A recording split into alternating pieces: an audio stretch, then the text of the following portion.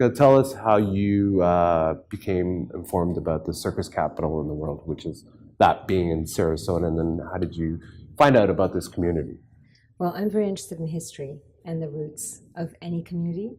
And so I wrote a circus show in 2012 that was called Qualia, with the Seven Fingers of the Hand out of Montreal. And talking to them, and their parents were from the Pickle Circus. And that's where I started to go back and find out where is the largest community in North America. It turns out that it's in Sarasota, Florida. Mm-hmm. And you mentioned in a CBC interview that especially this community has been over-filmed. So can you tell us a little bit about the process of you building a relationship with them, of course, and the process of making this film? I love that question because I think that process is so important in any creation of art. And I actually even pick my crew, as in they have to be able to be very comfortable in a community before they even take out a camera.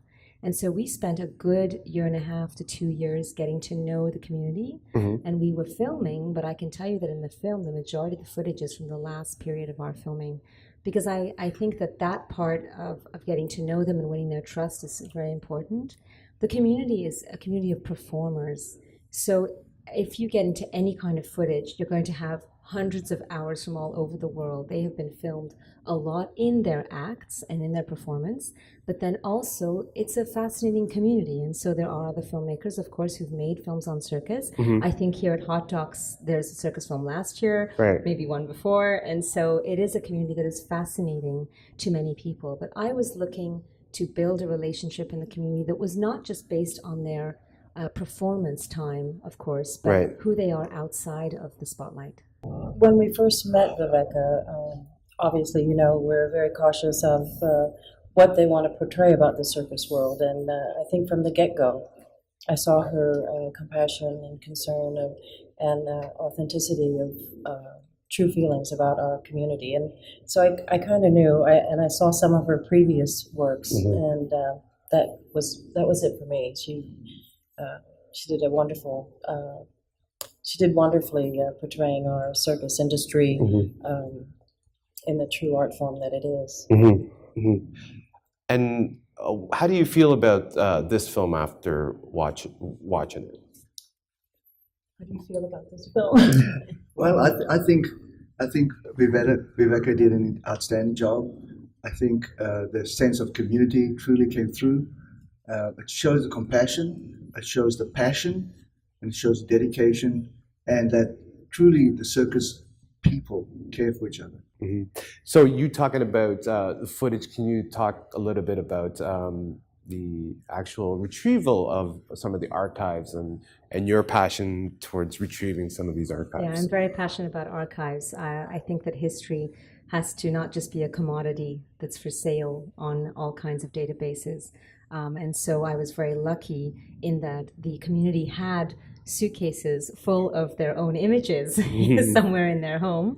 And so the community would share, you know, Rafael Palacios or Norma Fox, they had footage from their families, and sometimes that footage was shot with their own cameras. And so in that way, for those of us that are filmmakers, you know that's rights free because they shot it themselves.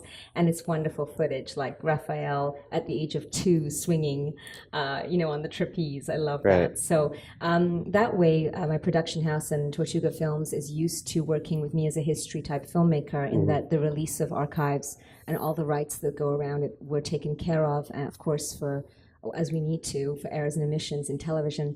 But it's archives I put in as many as I could in the film as was relevant to the story. And there's a dreamlike quality that I added to the treatment of the archives, because I think archives have to be made relevant to the time that they're being seen in, of course. And the treatment that we give to them is going to attach the audience or separate them from that. And so I tried in the film to use a dreamlike sequence because the subject of dreams comes up quite a bit throughout the film. And so there's a beautiful composition of music by Michel Cusson, my composer, who actually does all the music for Cavalia and Cirque du Soleil and things like that. So he really focused on a dreamlike sequence. What did you learn about this community that you did not know before? So you have to see the humor. I learned so much. I learned that I belonged somewhere, Mhm. and I am from all over the world. I'm also a gypsy in many ways. Mhm. I belong in many places, and I felt that I had found a community that understood passion of art Mhm. and understood how we treat each other and how we have a certain value system. And so that was personal. To understand about the community, it's incredible. The research took us a long time and it was fascinating. I learned that sideshows and circus are not the same thing. I learned never to sit with your back to the ring because it's considered bad luck. I learned to not wear yellow in performance. I mean, there are 1,000 things. I learned a code and a language that I didn't know existed. And I learned of, I think, a subculture that has been resilient through generations, through World War, through everything, and it's a culture made up of many immigrants in Sarasota, and so it's endless. And I hope I managed to put some of what I learned in the film, so that subtly, discreetly, we can understand something about a community from the inside.